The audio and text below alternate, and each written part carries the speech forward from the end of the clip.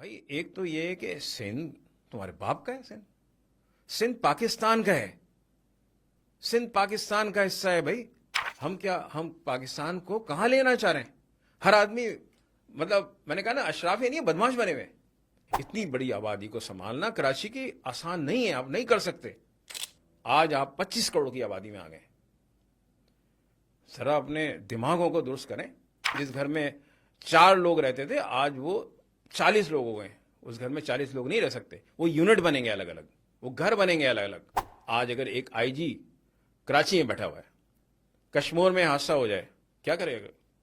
یہ حکمران اپنے آپ کو صحیح کریں, ادروائز یہ اسی طرح جو ہے وہ کہیں نہ کہیں جو ہے مارے جائیں گے. عوام پاکستان کا واضح موقف ہے, شاہد خاقان انباری صاحب کا واضح موقف ہے کہ یہ جو ہے جتنے بھی صوبے ہیں ہمارے وہ عوام سے بہت دور ہو چکے ہیں, اور اب جو ہے وہ یہ صوبے اس قابل نہیں ہیں, اتنے برباد ہو چکے ہیں تمام 4 صوبے.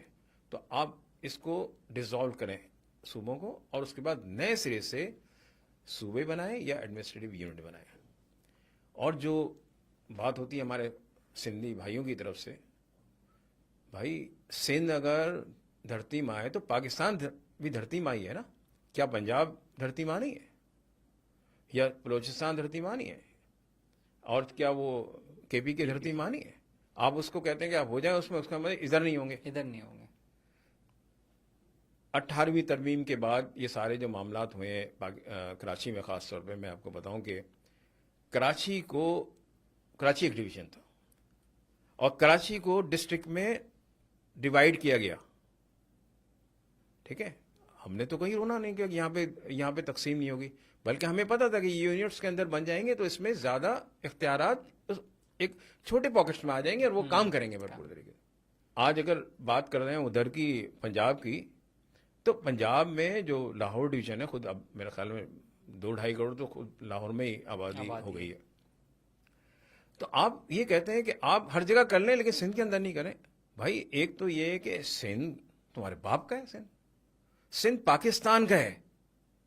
سندھ پاکستان کا حصہ ہے بھائی, اور پاکستان میں جو کچھ ہوگا وہ تمام صوبوں کے اندر برابر کے حساب کتاب ہوں گے. یہ نہیں ہوگا کہ آپ وہاں پہ کرپشن کرو, لوٹ مار کرو, ڈکیتیاں کرو, چور وہ کرو. بھائی آپ نے جو ہے پورے سندھ کو تباہ اور برباد کر دیا, اس کے بعد کہنے کہ اب وہاں پہ یہ نہیں ہو سکتا. کیوں بھائی؟ آپ یہ بتائیں کہ پاکستان 1947 میں قیام عمل میں آیا, اس سے پہلے ایک ریزولوشن ہوئی ہے 1940 میں. اس ریزولوشن کے اندر کہیں بھی صوبوں کا ذکر نہیں ہے, یونٹس ہی ہیں اس میں.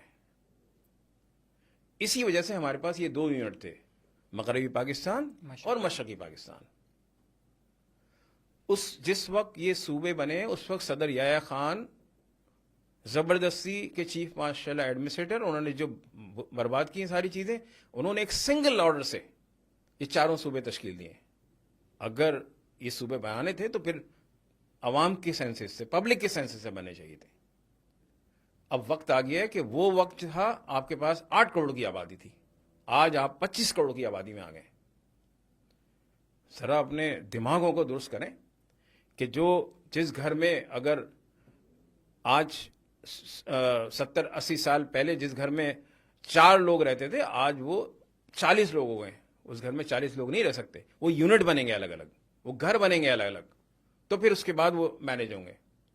جن کے خاندان بڑے ہیں وہ تو 150-200 خاندان ہو گئے. اب تو کیا اسی طرح رہیں گے جو 47 سے بعد جب آئے تھے؟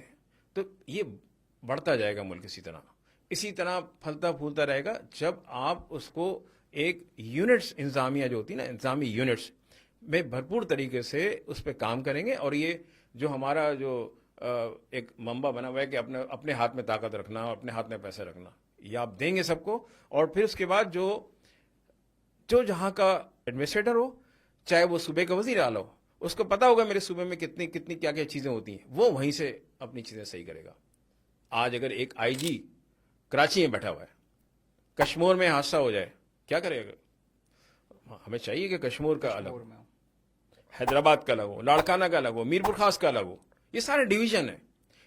اس ڈویژن کو جو کہ 2023 کی سینسس کے اندر مردم شماری میں جو چیزیں دی گئی ہیں اس کے مطابق ان تمام کو انڈیپینڈنٹ جو ہے انتظامی یونٹس بنا دی جائیں. ہم یہ سمجھتے ہیں کہ دیکھیں جتنا آپ کے کنٹرول میں چیزیں اس کو کام آپ اس طرح کام کریں گے تو یہ ملک انشاءاللہ آگے بڑھے گا بھی, اور اس میں لوگوں کو اس کے وسائل کو جو ہے آپ استعمال کر سکتے ہیں. ادروائز یہ اسی طرح جو ہے خراب ہوتا رہے گا. آج اتنی آبادی, جیسے میں نے کہا کہ اتنی بڑی آبادی کو سنبھالنا کراچی کی آسان نہیں ہے, آپ نہیں کر سکتے. آج جو ہمارے سیوریج کی لائنیں پھٹ جاتی ہیں اس کی کیا وجہ ہے؟ کبھی سوچا کسی نے کہ آپ اس میں چلے گئے سب ورٹیکل, اس کے اوپر جہاں پہ 4 گھر رہتے تھے, 4 گھر ہوتے تھے, وہ 4 گھر جو ہے اگر بہت زیادہ ہو تو ہارڈلی جو ہے اگر 4 کا بھی وہ کر لیں تو کم از کم 12 یا 15 لوگ تھے, یا چلو 40 لوگ بھی تھے. آج اس جگہ پہ اس میں آ گئے ورٹیکل میں تو آپ کو 400 لوگ ہو گئے, اور آپ کے پاس سیوریج کی لائن جو ہے وہی ہے, وہی ہے, کیپیسٹی اتنی ہے. کیپیسٹی. تو آپ کو پورا سسٹم چینج کرنا ہوتا ہے. آپ کی پلاننگ میں کب سے ہوتا ہے کہ آپ اگلے 5 سال میں, اگلے 10 سال میں یہ کرنے والے ہیں. آج الیکٹریسٹی کی کمی ہوتی ہے, آپ کو کیوں کمی ہوتی ہے, کیوں لوڈ شیڈنگ ہو رہی ہے؟ چوری کا تو اپنا ایک الگ بات ہے, لیکن آپ کو کمی اس لیے ہو رہی ہے کہ آپ کی کنزمپشن بڑھ رہی ہے. آپ کو اسی حساب سے پیداوار کرنی ہے. آپ کے گھر میں اگر فرد بڑھ جائے, مہمان آ جائے, تو آپ الگ سے کھانا ان کے لیے بناتے نہیں بناتے. تو یہ ساری چیزیں ہیں کہ ہمیں جو ہے یہ سوچنا ہوگا کہ ہم پاکستان کو کہاں لینا چاہ رہے ہیں. ہر آدمی, مطلب میں نے کہا نا, اشراف نہیں بدماش بنے ہوئے, اور یہ ڈاکو ڈکیت لوگ ہیں جو بیٹھے ہوئے. میں تو اوپن کہتا ہوں اس بات کو کہ انہوں نے اپنی جیبوں کے علاوہ کچھ نہیں دیکھنا ہے, صرف اپنے مال کو بڑھانے کے لیے. ان تمام, اگر سنسیئرٹی کے ساتھ بات کی جائے تو آج یہ تمام جتنے بھی حکومت میں بیٹھے ہوئے, چاہے وہ پیپلز پارٹی ہے, چاہے پاکستان مسلم لیگ نواز ہے, تحریک انصاف بیٹھی ہوئی ہے اپوزیشن کے اندر, اور لوگ بھی ہیں, یہ سارے مل کے اگر فیصلہ کریں تو سارا پیسہ آ جائے تو اب IMF سے جان چھوٹ جائے گی آپ کی. یہ سارا عوام کو نچوڑ کے خون, انہوں نے جو ہے نا خون چوس کے جو یہاں سے لے کے جا کے انہوں نے اپنی جائیدادیں باہر بنائی ہیں. کہاں ہوتا ہے ایسے, بتائیں کس ملک میں ہوتا ہے؟